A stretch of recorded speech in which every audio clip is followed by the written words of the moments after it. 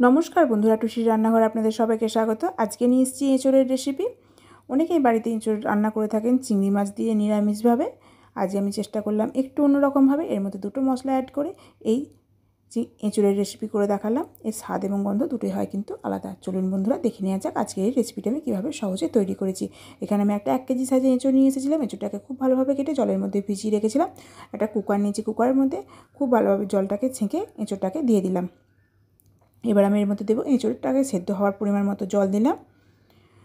বেশ কিছুটা পরিমাণে জল দেওয়ার পর এর মধ্যে দেবো 1 চামচের 4 ভাগের 1 ভাগ হলুদের গুঁড়ো, 1 চামচ লবণ, হাফ চামচ সর্ষের তেল। তেলটাকে দিয়ে কুকারের ঢাকনাটাকে আটকে দিয়ে গ্যাসের ওপর বসিয়ে দিলাম। গ্যাসটাকে অন করে এবার একটা সিটি দিয়ে সেদ্ধ করে নেব। এদিকে গ্যাস জ্বালিয়ে একটা কড়াই বসিয়ে দিয়েছি। কড়াইয়ের মধ্যে দিলাম বেশ কিছুটা পরিমাণে সর্ষের তেল। তেলটা গরম হয়ে যাওয়ার পর এর মধ্যে আমি দেবো হাফ চামচ গোটা জিরে, 4টে ছোটো এলাচ, 4টে লবঙ্গ, একটু দারচিনি, 2টো তেজপাতা।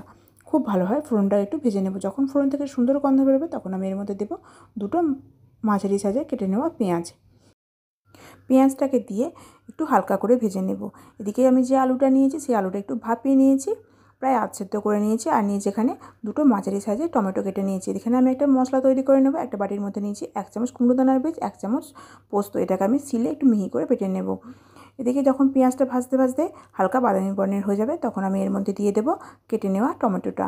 এখানে 2টো মাঝারি সাইজের আমি টমেটো নিয়েছিলাম। সেই টমেটোটা তেলের মধ্যে দিয়ে আর একটু নাড়াচাড়া করে ভেজে নেব। প্রায় 1 থেকে 1.5 মিনিট সময় ধরে টমেটোটা একটু ভেজে নেওয়ার পর এর মধ্যে দেবো তরকারির পরিমাণ মতো আমি লবণ দিয়ে দিলাম, যাতে টমেটোটা খুব তাড়াতাড়ি নরম হয়ে যায়।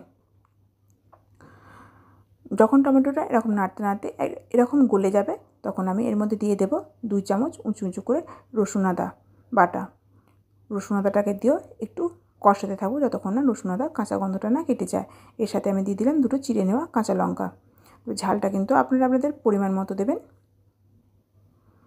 রসুন আদা বাটাটাকে দিয়েও প্রায় 3 থেকে 4 মিনিট নাড়াচাড়া করে নিলাম। যখন মশলা থেকে এরকম সুন্দর তেল ছেড়ে যাবে তখন আমি গ্যাসটাকে লো ফ্লেমে দিয়ে এর মধ্যে দেবো হাফ চামচ লঙ্কার গুঁড়ো, 1 চামচের 4 ভাগের 1 ভাগ জিরের গুঁড়ো, হাফ চামচ হলুদের গুঁড়ো, হাফ চামচ ধনের গুঁড়ো। এই মশলাগুলোকে দিয়েও খুব ভালো করে একটু কষিয়ে নেব। প্রায় 1.5 থেকে 2 মিনিট সময় ধরে মশলাটাকে আর একটু ভালোভাবে কষানোর জন্য আমি এর মধ্যে দিয়ে দেবো বেশ কিছুটা পরিমাণে জল। জলটাকে দিয়ে বেশ কিছুক্ষণ সময় ধরে কষিয়ে নেব। তবে মশলা যে কোনো তরকারিতে মশলা যত ভালোভাবে কষানো হবে তরকারির স্বাদ কিন্তু তত ভালো হবে। জলটাকে দিয়ে আরও 4 থেকে 5 মিনিট সময় ধরে মশলাটাকে কষিয়ে নেব যতক্ষণ না মশলা থেকে না তেল ছাড়ে। যখন মশলা থেকে এরকম তেল ছেড়ে যাবে তখন আমি সেদ্ধ করে রাখা যে এঁচোড়টা রেখেছিলাম সেটা দিয়ে দেব। আর দেব আধ সেদ্ধ করে নেওয়া আলুটা। আপনারা চাইলে এখানে আলুটা বা এঁচোড়টা দুটোকেই ছাঁকা তেলে ভেজে দিতে পারেন। আমি কিন্তু এমনি দিলাম। এবার খুব ভালোভাবে মশলার সাথে কষাবো।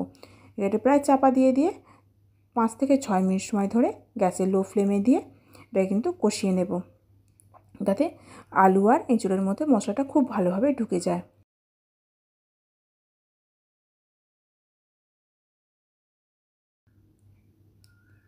এরকমভাবে বন্ধুরা একবার এঁচোড়ের রেসিপি করে দেবেন, এর স্বাদ হয় কিন্তু বেশ সুন্দর। এই যে এরকমভাবে প্রায় 5 থেকে 6 মিনিট সময় ধরে এটাকে কষিয়ে নিয়েছি। এবার দিয়ে দেবো পরিমাণ মতো জল। জলটাকে দিয়ে খুব ভালোভাবে নাড়াচাড়া করে দেবো। এখানে একটু লবণটা কম ছিল তাই আমি এর মধ্যে আর একটু লবণ দিয়ে দিলাম।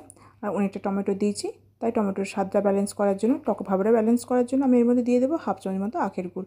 আপনারা আখের গুড়ের পরিবর্তে চিনিও দিতে পারেন। আমি এই রেসিপিটা একটু কাই করবো তাই জলের পরিমাণটা এরকম দিলাম।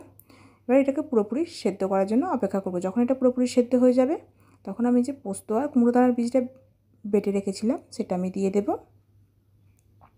এরকমভাবে বন্ধুরা পোস্ত আর কুমড়ো দানার বীজ দিয়ে এঁচোড়ের রেসিপি তৈরি করে দেখবেন। এর স্বাদ আর গন্ধ দুটোই হয় কিন্তু একদম অন্যরকম। এইভাবে তৈরি করলে কিন্তু ভাত কিংবা রুটি দুটোর সাথে খেতে কিন্তু ভীষণই ভালো লাগে। আজকে আমি এই রেসিপিটা একটু কাই করেছি। আপনারা চাইলে এটা একদম কষা কষাও করতে পারেন।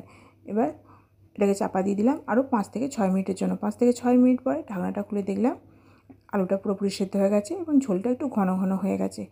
সবশেষে এর মধ্যে আমি দিয়ে দেবো 1 চামচের 4 ভাগের 1 ভাগ গরম মশলার গুঁড়ো। এবার গ্যাসটাকে বন্ধ করে দিয়ে এটা চাপা দিয়ে রেখে দেবো বেশ 2 থেকে 3 মিনিট পর্যন্ত, যাতে গরম মশলার গন্ধটা খুব ভালোভাবে চলে যায়। আপনারা চাইলে এর মধ্যে একটু ঘি দিতে পারেন। আমি আজকে আর ঘি দিলাম না। এবার ঢাকনাটা খুলে খুব ভালোভাবে গরম মশলাটাকে মিশিয়ে দিলাম। এবার এটা আমি একটা জায়গার মধ্যে নামিয়ে নেব। এরকমভাবে বন্ধুরা একবার এঁচোড়ের রেসিপি করে দেবেন। আশা করি আপনাদের ভালো লাগবে। যদি বন্ধুরা আমার রেসিপি আপনাদের ভালো লেগে থাকে আমার চ্যানেলটিকে সাবস্ক্রাইব করবেন। দেখা হবে নতুন কোনো ভিডিও নিয়ে। আজকের মতো টাটা।